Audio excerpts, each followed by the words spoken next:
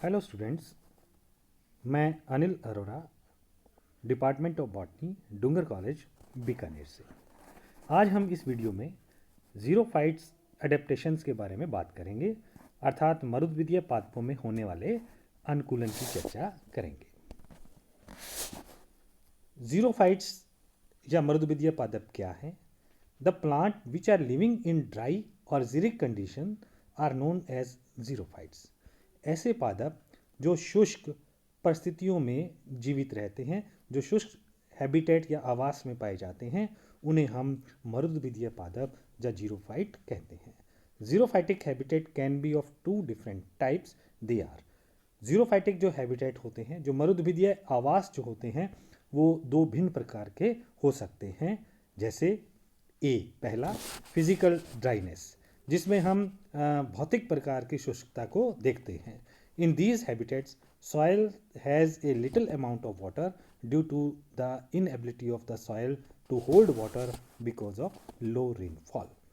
इस प्रकार के जो आवास होते हैं जिनमें फिजिकल ड्राइनेस पाई जाती है, जिनमें भौतिक शुष्कता पाई जाती है, ऐसे आवासों में मृदा में जल की कमी होती है। एक तो वर्षा के कम होने से, और दूसरा मृदा की जो वाटर होल्डिंग कैपेसिटी होती है, मृदा की जल धारण की जो क्षमता होती है, वो भी कम होती है। तो ऐसे आवासों पर फिजिकल ड्राइनेस देखने को मिलती है, भौतिक शुष्कता देखने को मिलती है। दूसरा या बी पार्ट, फिजियोलॉजिकल ड्राइनेस, शरीर क्रिया शुष्कता जिसे हम कहते हैं। In these habitats water is sufficiently present but plants are unable to absorb it because of the absence of capillary space. Example, plant in salty and acidic soils. तो इस प्रकार जहाँ शरीर पादप शरीर क्रिया विज्ञान से जुड़ा हुआ होता है, फिजियोलॉजी से जुड़ा हुआ होता है, पादप की क्रियाओं से जुड़ा हुआ होता है, वैसी जो शुष्कता होती है उसे हम फिजियोलॉजिकल ड्राइनेस कहते हैं, उसे हम शरीर क्रिया विज्ञान शुष्कता कहते हैं। इस प्रकार के जो आवास होते हैं वहाँ पर जल तो भरपूर मात्रा में उपलब्ध होता है, लेकिन पादप उस जल को अवशोषित नहीं कर सकते हैं। जैसे फॉर एग्जांपल, आसान शब्दों में अगर हम कहें तो ऐसे स्थान जहाँ पर स्नो पाई जाती है, बर्फ़ पाई जाती है, वहाँ जल बर्फ़ के रूप में जमा होता है, सफिशेंट अमाउंट में उपलब्ध होता है, लेकिन पादप उसको अवशोषित नहीं कर पाते हैं। और दूसरा हम एग्जांपल ले सकते हैं कि ऐसे स्थान जहाँ पर साल्टी प्रकार की मृदा हो, जहाँ पर एसिडिक अम्लीय प्रकार की मृदा होती है, वहाँ पर भी पादपों में जो जल तो उपलब्ध पादपों के लिए जल तो उपलब्ध होता है, लेकिन पादप उस जल को अवशोषित नहीं कर पाते हैं। या हम ये कह सकते हैं कि सॉयल मृदा के अंदर जो कैपिलरी स्पेस होता है, जो केशिकीय स्थान होते हैं, वो अनुपलब्ध होने से भी, उनके नहीं पाए जाने से भी फिजियोलॉजिकल ड्राइनेस देखने को मिलती है। Based on adaptive characters, xerophytes are classified into three categories. They are ephemerals, succulents and non-succulent plants. अब हम देखते हैं कि मरुद्विदीय पादप जब अपने विपरीत परिस्थितियों में रहने के लिए अपने अंदर जो अनुकूलन करते हैं, उस आधार पर हम इनको तीन श्रेणियों में बांट सकते हैं। पहले एफिमेरल्स। एफिमेरल्स वो पादप होते हैं जिन्हें हम शॉर्ट लिव्ड भी कहते हैं, जिनका जीवन चक्र जो होता है बहुत कम समय में पूरा हो जाता है। इन्हें हम ड्रॉट एक्सकेपर्स भी कह सकते हैं। यह शुष्कता से भागने वाले पादप भी होते हैं, अर्थात शुष्क परिस्थितियां आने से पहले ही अपना जीवन चक्र को पूरा कर लेते हैं। और ऐसे पादप यूजुअली हमें एक सीजन में अपने लाइफ साइकिल को पूरा करते हुए दिखाई देते हैं। इन पादपों को हम रेनी सीजन के पश्चात जब जल उपलब्ध होता है तब उगते हुए हम देख सकते हैं, लेकिन ये एक सच्चे ज़ीरोफाइटिक या ट्रू मर्दविदीय पादप नहीं होते। उदाहरण के लिए आर्जीमोन, मोलुगो, ट्रिबुलस एंड टेक्रोशिया। दूसरे तरह के पादप सकुलेंट्स, जिन्हें गुद्देदार पादप भी कहा जाए, सरप्स पादप भी कहा जाता है। इस प्रकार के पादप जो होते हैं वो ड्रॉट एंड्यूरिंग प्लांट्स कहलाते हैं, अर्थात वे जो शुष्कता होती है उसको सहन करने के काबिल होते हैं। These store water in their plant parts during the dry period. यह शुष्क पीरियड में या शुष्क काल में जल को अपने अंगों के अंदर एकत्रित कर देते हैं। These plants develop certain adaptive character to resist extreme drought conditions. ऐसे पादप जो एक्सट्रीम शुष्कता की अवस्थाएं होती हैं उनको सहन करने की क्षमता को भी विकसित कर लेते हैं।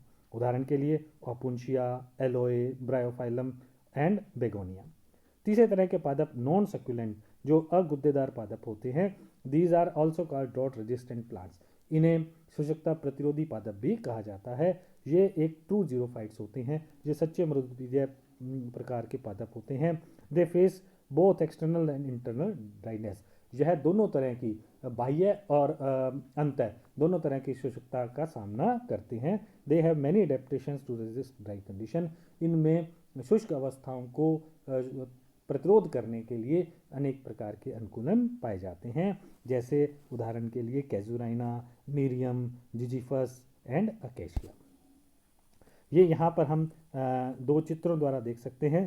पहले जो है वो हम देखते हैं एलोए पादप जो है, जो एलोए है इसके अंदर हम देखते हैं कि इसके किनारों पर मार्जिनल स्पाइंस भी पाए जाते हैं। यहाँ पर ये मार्जिनल स्पाइंस हैं। यहाँ पर हम देख सकते हैं कि लीव्स जो हैं वो गुद्देदार हो गई हैं। हम ये भी देखते हैं यहाँ पर कि जो राइजोम है इसके अंदर वो छोटा होता है और रूट्स जो होती हैं वो विकसित होती हैं। अब हम देखते हैं यहाँ पर कि नॉन सक्यूलेंट पेरिनियल प्लांट्स जो होते हैं, जैसे बेरी है, जिजीफस है, इस प्रकार के पादप जो होते हैं ये पूर्णतः शुष्क परिस्थितियों का सामना करते हैं। इनमें हम कांटे देख सकते हैं, छोटी पत्तियां देख सकते हैं, जो तने होते हैं वो हरे होते हैं और प्रकाश संश्लेषण की क्रिया को करते हैं। यहाँ पर हम ये जो यहाँ पर बेरी है या जिजीफस है उसको हम उदाहरण के तौर पर देख सकते हैं। अडेप्टेशंस। अब जीरोफाइट पादपों में किस प्रकार के अनुकूलन पाए जाते हैं, इनकी जड़ों में कैसे अनुकूलन होते हैं, कैसी अडेप्टेशंस होती हैं, इनके तनों में कैसी अडेप्टेशंस होती हैं, या इनकी पत्तियों में किस प्रकार के परिवर्तन पाए जाते हैं, उनको एक एक करके हम देखते हैं। सबसे पहले जड़ों की बात करें तो जड़ें पूर्णतया विकसित होती हैं। Root system is well developed होता है इनका, greater than of the shoot system. प्राय जड़ों की लंबाई जो होती है वो तने से अधिक होती है, वो प्रो से अधिक पाई जाती है। Root hairs and root caps are also well developed. इनके अंदर जो मूल रोम होते हैं, जो मूल कैप होती है वो पूर्णतया विकसित होती है। In xerophytic plants with the leaves and stems are covered with hairs are called trichophyllous plants. ऐसे मृदुबीजीय पादप जिनमें पत्तियों और तने के ऊपर बाल पाए जाते हैं, हेयर पाए जाते हैं, उन्हें ट्राइकोफाइलस प्लांट्स कहा जाता है। उदाहरण के लिए कुकर बिट्स प्रकार के पादप जो कुकर बिटेसी फैमिली के सदस्य होते हैं उनमें इस प्रकार के अनुकूलन देखे जा सकते हैं। तने में कैसे अनुकूलन होते हैं? Stems are mostly hard and woody. तने जो होते हैं वो थोड़े सख्त होते हैं और काष्ठीय प्रकार के, वुडी प्रकार के होते हैं। दे मे बी एरियल और अंडरग्राउंड। वे वायवीय या भूमिगत हो सकते हैं। The stems and leaves are covered with wax coating और कवर्ड विद डेंस हेयर्स। तने और पत्तियां जो होती हैं उन पर मोमीय परत पाई जा सकती है और उनके ऊपर घने बाल की परत भी उपस्थित हो सकती है। In some xerophytes all the internodes in the stem are modified into a fleshy leaf structures called phylloclades. कुछ ऐसे भी पादप होते हैं जिनमें जो तने हैं वो परिवर्तित हो जाते हैं। तने जो हैं वो पत्ती का रूप धारण कर लेते हैं, फ्लैशी लीफ में परिवर्तित हो जाते हैं, प्रकाश संश्लेषण की क्रिया करना प्रारंभ कर देते हैं। ऐसे परिवर्तित तनों को हम फिलोक्लाइड्स कहते हैं। उदाहरण के लिए ओपुंशिया या नागफनी। In some of the other single और occasionally two internodes modified into fleshy green structure called cladode. उदाहरण के लिए एस्पेरेगस। कुछ ऐसे पादप हैं जैसे एस्पेरेगस में क्या होता है कि जो इंटरनोड्स होती हैं, जो पर्व्स होती हैं, दो या दो से ज़्यादा जो पर्व्स होती हैं वो लगातार हरी संरचना में, प्रकाश संश्लेषण करने वाली संरचना में गुद्देदार बन जाती हैं और इन्हें हम क्लैडोड कहते हैं।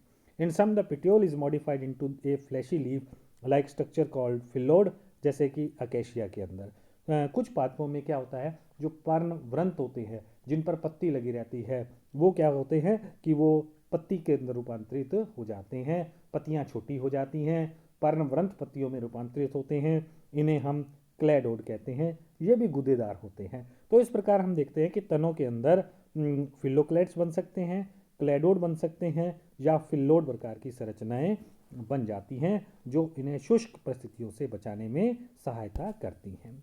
और उदाहरण भी हम देख सकते हैं, जैसे सक्यूलेंट जीरोफाइट होते हैं, गुद्देदार जो मृदुबीजीय पादप होते हैं उनमें यूजली फिलोक्लैड बनते हैं।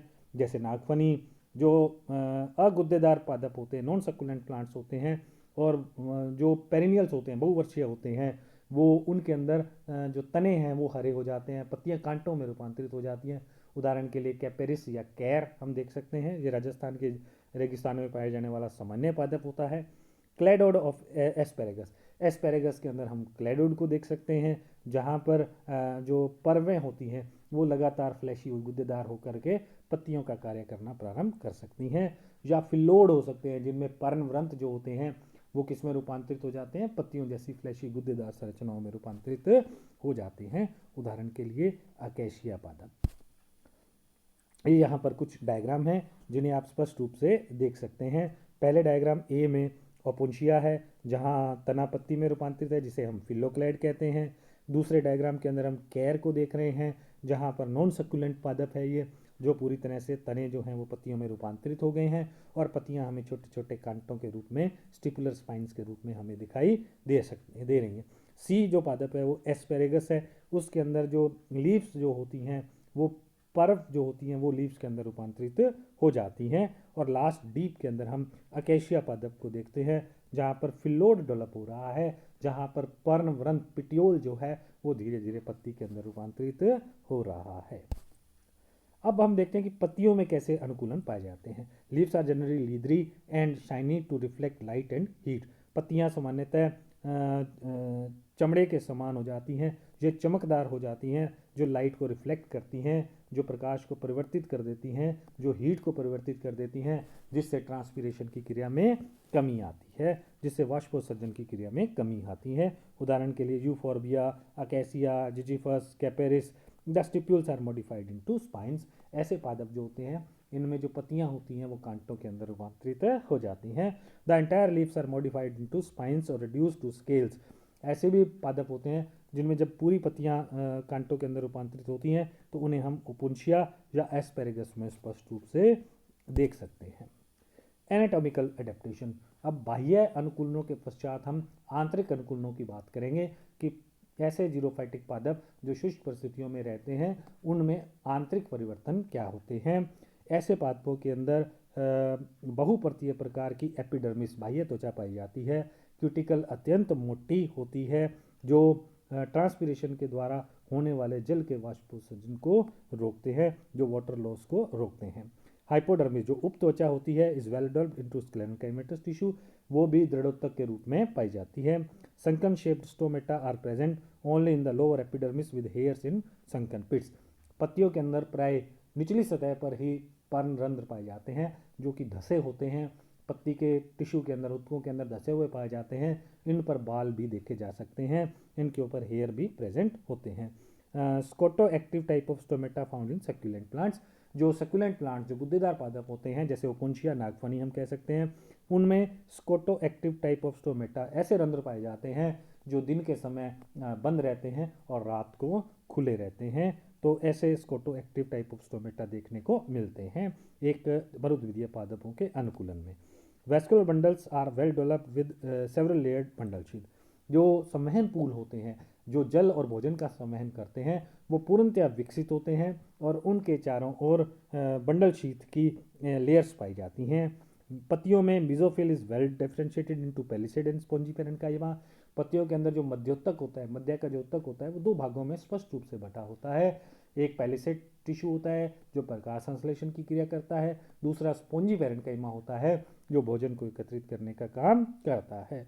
And succulent the stem possesses a water storage region. गुद्देदार पातों के अंदर जल को संचित करने के लिए विशेष प्रकार के उत्तक पाए जाते हैं। यहाँ पर इस चित्रों में हम देख सकते हैं थिक क्यूटिकल देख सकते हैं, मल्टीलेयर्ड एपिडर्मिस देख सकते हैं, पत्तियों की पेलिसेड पैरेन्काइमा को स्पष्ट देखा जा सकता है, उसके नीचे स्पॉन्जी पैरेन्काइमा स्पष्ट दिखाई दे रही है, और निचली सतह पर हमें संकन स्टोमेटा दिखाई, धसे हुए पर्णरंध्र दिखाई दे रहे हैं जिनमें हेयर भी पाए जाते हैं। तो इस प्रकार से जो ये बी डायग्राम है, नीचे वाला डायग्राम है, ये पेपरोमिया का एक टीएस अनुप्रस्थ काट है। इसमें वाटर स्टोरेज सेल दिखाई दे रही हैं और साथ साथ में हमें लोअर एपिडर्मिस और अपर एपिडर्मिस स्पष्ट दिखाई दे रही है। बीच का भाग पेलिसेड पैरेन्काइमा और स्पॉन्जी पैरेन्काइमा में बटा होता है। जो बीच का भाग होता है वो पेलिसेड उत्तक में और स्पंजी उत्तक में स्पष्ट रूप से बटा हुआ है। Physiological adaptation. अब शरीर क्रिया विज्ञान के अनुकूलन क्या हो सकते हैं जीरोफाइटिक प्लांट्स में, मरुद्वीय पादपों में, उनको देख लेते हैं। Most of the physiological processes are design to reduce transpiration. जो जीरोफाइटिक मरुद्वीय प्रकार के पादप होते हैं उनमें शरीर क्रियात्मक रूपांतरण जो होते हैं वो विशेषतः वाष्पोत्सर्जन को रोकने के लिए होते हैं। Life cycle is completed within a short period. Ephemeral पादपों के अंदर जीवन चक्र बहुत कम समय में पूरा हो जाता है। ये बरसात के तुरंत बाद अपने जीवन को प्रारंभ करते हैं। इनके सीडलिंग से सीड बनते हैं, वेजिटेटिव ग्रोथ होती है और फिर फूल और फल आकर के इनका जीवन शुष्क परिस्थिति आने से पहले ही पूरा हो जाता है। तो इस प्रकार के फिजियोलॉजिकल अडेप्टेशंस जीरोफाइट्स में देखे जा सकते हैं। Thank you so much.